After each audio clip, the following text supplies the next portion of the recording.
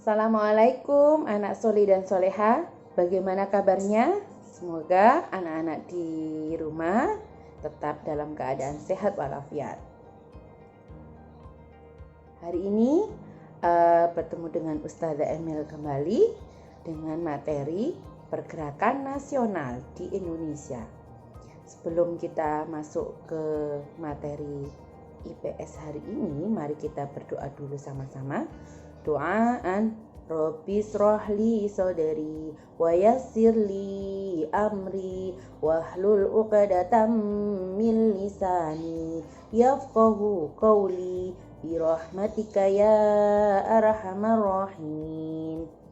Alhamdulillah.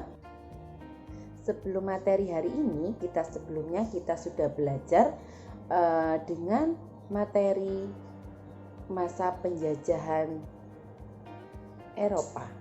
Masih ingat ya, Indonesia dijajah oleh beberapa negara. Yang pertama yaitu Portugis, yang kedua Belanda, dan yang ketiga Inggris. Nah, dari masa penjajahan tersebut, Indonesia akan melakukan beberapa perlawanan dari gencatan senjata dan sebagainya. Di sini hari ini kita akan belajar tentang pergerakan nasional. Jadi pergerakan yang dipelopori oleh pemuda-pemuda Indonesia yang ingin bergerak untuk maju dan memerdekakan Indonesia. Ayo kita simak videonya kali ini, simak sampai habis ya.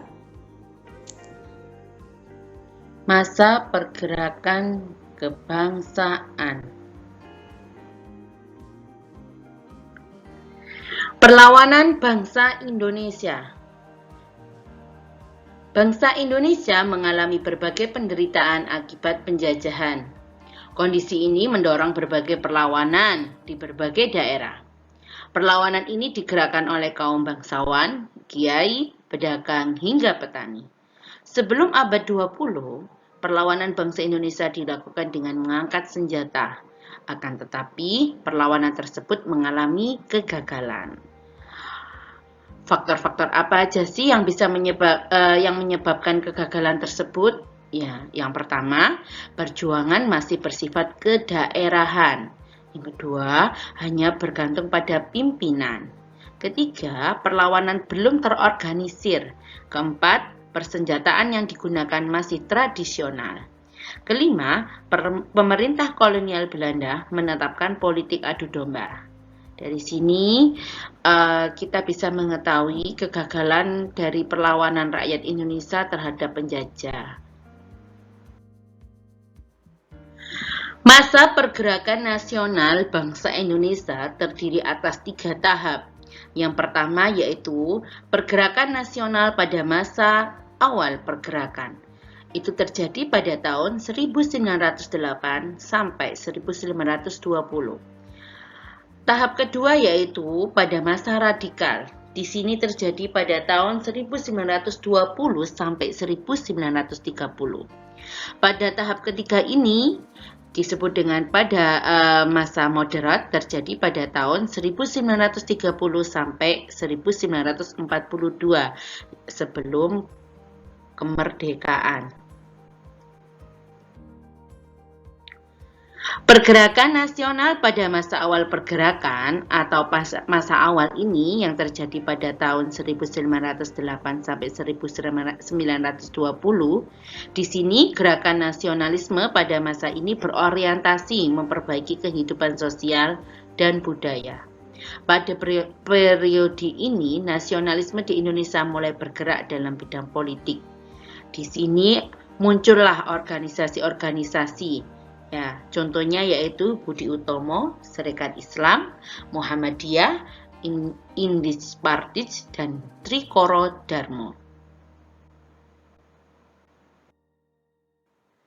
Pada tahapan yang kedua yaitu pada masa radikal, di sini organisasi yang terbentuk pada masa ini bersifat radikal atau keras terhadap pemerintah Hindia Belanda. Oleh karena itu, masa pergerakan ini disebut dengan masa radikal. Pergerakan pada tahap yang kedua, yaitu pada masa moderat. Pada masa ini, semua organisasi merubah taktik perjuangan, di mana Organisasi Nasional Indonesia bersifat kooperatif atau bekerja sama dengan pemerintahan Hindia Belanda. Sikap ini dilakukan agar organisasi tidak dibubarkan oleh pemerintah. Perkembangan masyarakat Indonesia pada masa muncul rasa kebangsaan. Ya, munculnya rasa kebangsaan ini terjadi pada beberapa bidang, diantaranya bidang pendidikan. Perkembangan pendidikan menyebabkan munculnya para cendekiawan di Indonesia, sehingga para cendekiawan ini menjadi pelopor atau pemimpin munculnya organisasi-organisasi pelajar dan mahasiswa untuk melawan penjajah, seperti Dr. Sutomo dan organisasi Budi Utomo. Pada bidang ekonomi, ada beberapa upaya untuk menghapuskan eksploitasi ekonomi asing yang bertujuan untuk membentuk masyarakat yang bebas dari kesengsaraan dan kemelaratan serta meningkatkan taraf hidup bangsa Indonesia. Pada bidang politik, itu terjadi beberapa tahapan. Pada bidang politik ini munculnya beberapa organisasi pergerakan yang menyuarakan aspirasi masyarakat pribumi. Kemudian ada beberapa muncul paham-paham baru seperti nasionalisme, liberalisme, sosialisme, demokrasi, dan Pancasilaisme. Di bidang politik ini juga membuat rakyat Indonesia semangat akan nasionalisme sebagai paham atau ideologi bagi organisasi pergerakan. Salah satu yaitu Partai Nasional Indonesia yang diketuai oleh I.R. Soekarno.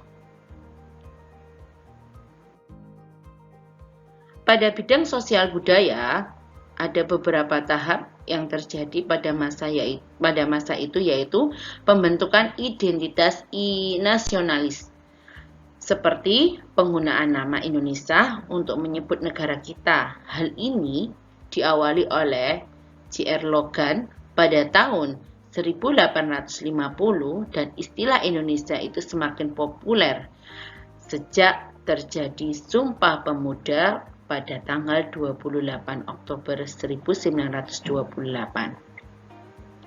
Pada bidang sosial budaya ini juga terjadi upaya untuk melindungi, memperbaiki, dan mengembalikan budaya bangsa Indonesia yang hampir punah karena masuknya budaya asing sejalan dengan masuknya penjajah di Indonesia. Karena penjajah di Indonesia itu hampir 300 tahun lebih, sehingga munculnya berbagai budaya-budaya asing yang akan membuat hampir punah budaya yang ada di Indonesia. Organisasi pada pergerakan nasional yang ada di Indonesia, yang pertama yaitu Budi Utomo. Budi Utomo ini adalah organisasi modern pertama yang muncul di Indonesia. Pembentukan Budi Utomo ini dilatar belakangi oleh ide dana pelajar yang dikemukakan oleh Dr. Wahidin Hudirohusodo.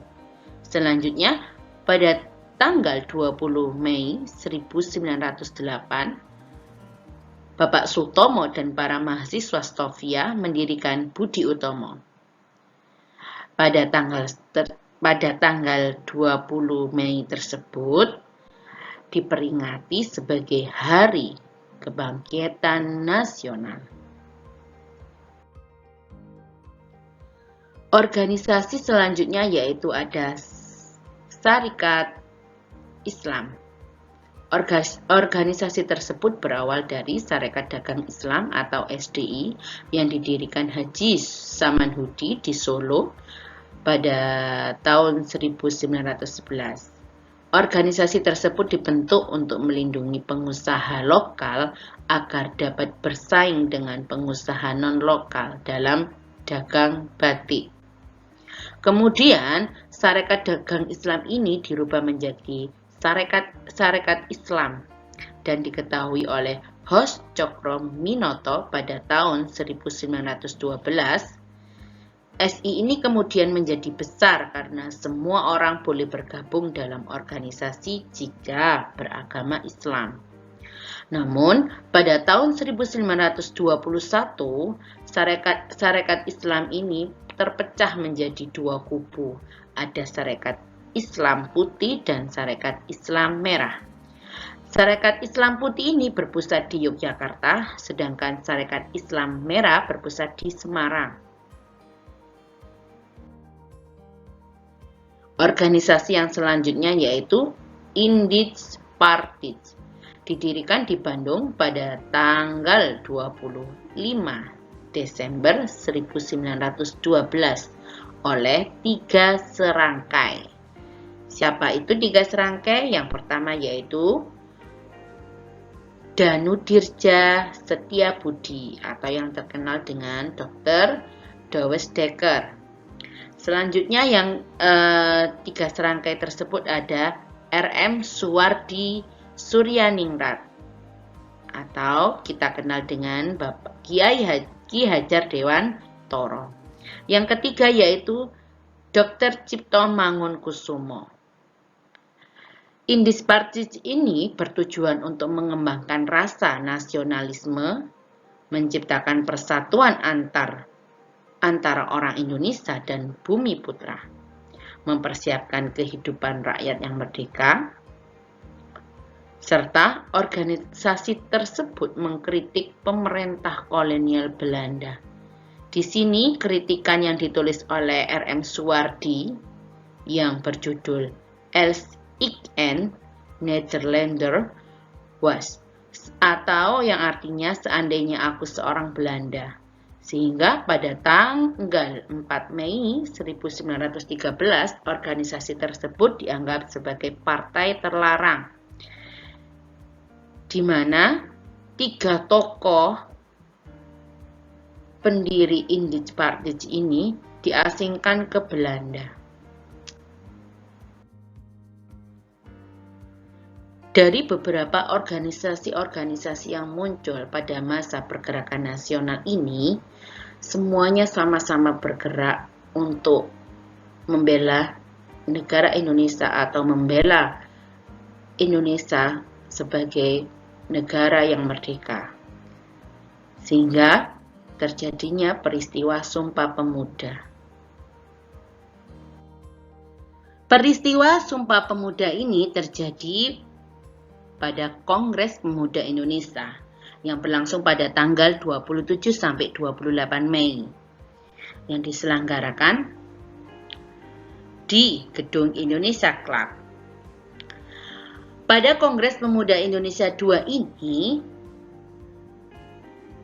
mengambil keputusan sebagai berikut. Yang pertama, menerima lagu Indonesia Raya yang diciptakan oleh W.R. Supratman sebagai lagu kebangsaan Indonesia. Yang kedua, menerima Sang Merah Putih sebagai bendera Indonesia. Dan yang ketiga, semua organisasi yang tadi Ustazah sebutkan, organisasi pemuda yang lahir pada masa pergerakan nasional dilebur menjadi satu dengan nama Indonesia Muda. Yang keempat yaitu diikrarkannya Sumpah Pemuda oleh semua wakil pemuda yang hadir di Kongres Pemuda Indonesia. Ikrar Sumpah Pemuda. Sumpah Pemuda. Kami, putra dan putri Indonesia, mengaku bertumpah darah satu tanah air Indonesia. Kami, putra-putri Indonesia, mengaku bangsa yang satu, bangsa Indonesia. Kami, putra-putri Indonesia, menjunjung bahasa persatuan bahasa Indonesia. Jakarta, 28 Oktober 1928. Isi Ikrar Sumpah Pemuda ini masih teks asli memakai bahasa ejaan lama Jadi masih ejaannya masih ejaan tempo dulu, masih belum disempurnakan.